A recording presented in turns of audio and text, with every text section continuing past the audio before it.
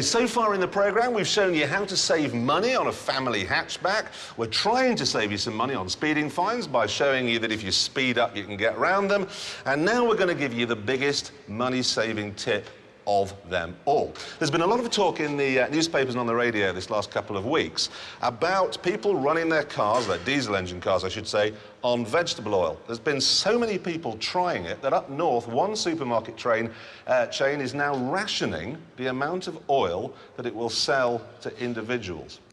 Now, the thing is that you can run a car on vegetable oil.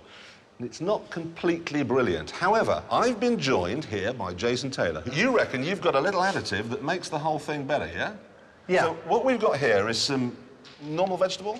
That's used vegetable oil from a Mexican restaurant. Used? Used, yeah.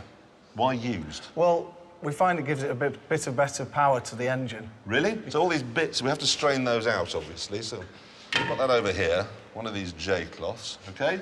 And in we go. So that'll collect the bits. Look at that.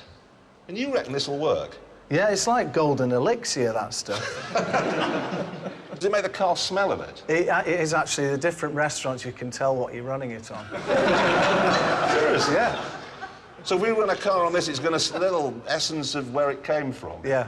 OK, that's in there like that. Fine. Now, what have you worked out you have to add to that? Right. Well, just to make it a bit more runnier, you add a solvent, and for this experiment, we've got a non-kerosene-based white spirit. OK. It has to be non-kerosene-based for tax reasons. OK, and how much do we have to put in? In a litre, in 97 millilitres of vegetable oil, put 3 millilitres of that in there. So that's about that much. OK, let's just get that, pull that over here. OK, so we add that. OK, and then we whisk it up. So get it all well, nice actually, you don't really need to whisk it, but... So is that ready to go now? That's ready to... Well, no, you should let it stand for at least a week or so. And how much does that cost for a litre? About 3p plus the tax. Oh, you have to pay tax? But if you didn't tell the Customs and Excise, that's 3p. If you do tell them...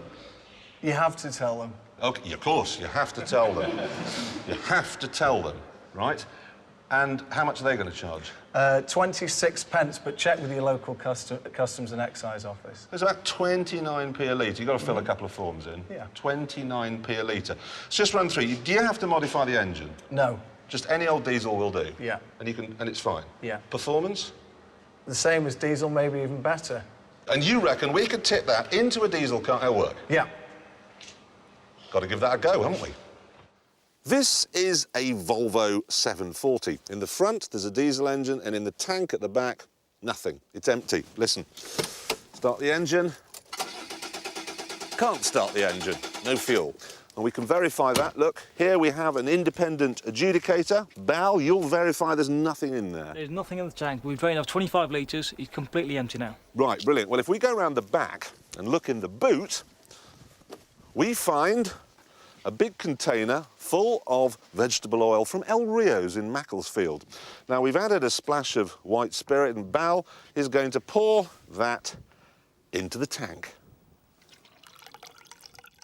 Right, it's now been converted from a carnivore into a herbivore. But, of course, being a diesel, you can't just start it. You have to bleed the system first, which you've just done, yes, Bal? Yep, all ready to go. System bled, no airlocks in there. Good, let's close the bonnet.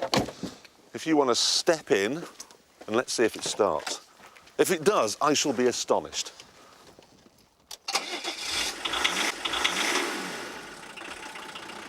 That's amazing! Go, go!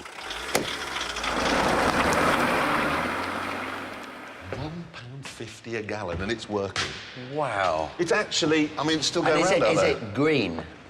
Sort of, Environmental? You know, yeah. Apparently so, yeah. Wow.